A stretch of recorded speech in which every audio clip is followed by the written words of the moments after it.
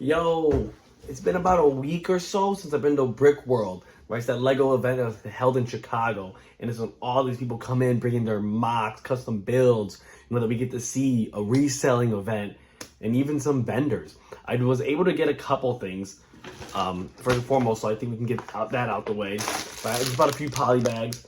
I feel like anytime you go, you gotta get the poly bags. They are a little underrated, right? You got the little Japanese monkeys. I feel like these are so cool. This laboratory Jurassic World set. I don't have that one for sure. I got this mini boat pirate ship theme 2015. Did I overpay a little bit? When you go to those conventions, that's the thing. You're gonna run into that. If you don't know your stuff wholeheartedly, then you're not gonna know what you're really getting.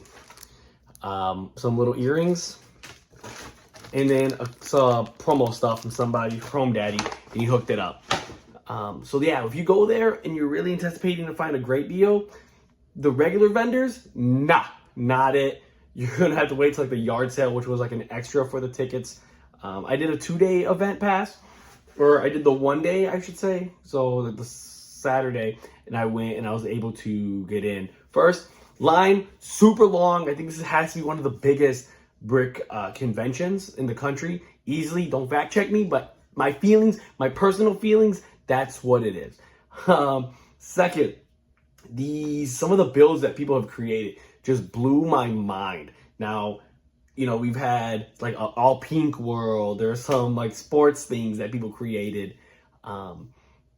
Giant mocks from Fallout. This is definitely one of these places that some of the best builders that I've seen come together. And if you're just a fan, if you're just an AFOL fan, you come together and you get to witness this historic event. It's monumental, and I genuinely love that the fact that it's getting bigger and bigger. This is my 3rd year going, and I remember the first year it was so tiny. Not as many people were there. I was able to get in right away. The tickets were $10, and each year just keeps getting bigger and bigger.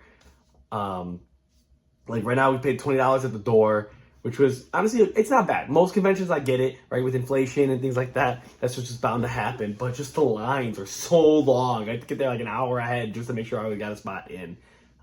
Another great thing is you get to see all the creators. You get to run into some people if that's your cup of tea, if you follow anyone. And if you don't, it's just a great way to see what they had to offer. So my experience there's so many new rooms, right? They had a train, a room just for like Lego trains and those kind of builds, so you can kind of enjoy those kind of stuff. They had a go-kart derby. You got to see people race, built their Lego go-kart, and then you get to see it go down the tunnel. And then on top of that, they also had like the main room, and then they have a few vendors.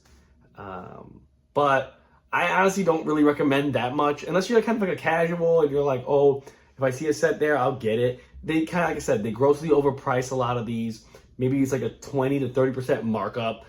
One of the players just didn't really want to haggle with me, which is fine, right? There's no obligations to, but I feel like this is the place that would happen. It's not like I'm going to Target or the Lego store to buy something. I'm buying it used, it's secondhand. Yeah, it should still be in like the little package, but if it's like a poly bag, it's already crumbled up, trying to charge an X amount, I get. But if it's selling for less, I don't think that anything there should be like a hard, no, this is the only price and I don't want to sell it. At least to me, I feel like, no, you should be able to at least be open up to it.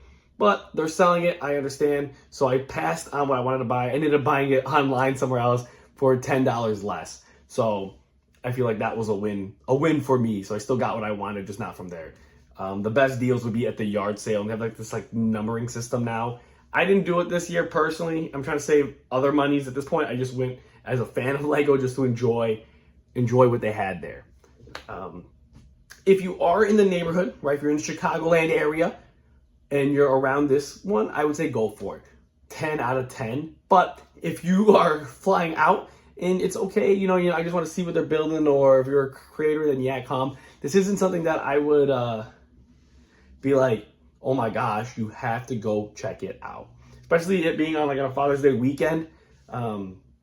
Take the pops if he loves Lego, and if he doesn't, maybe skip this one. But generally speaking, I had a great time. I go every year, and I hope to continue that tradition just to see how they do it, and hopefully that the prices will stay at $20. If it starts going up more and more, I don't know how often I will go to see Lego Brickworld. But that being said, Lego's pretty dope.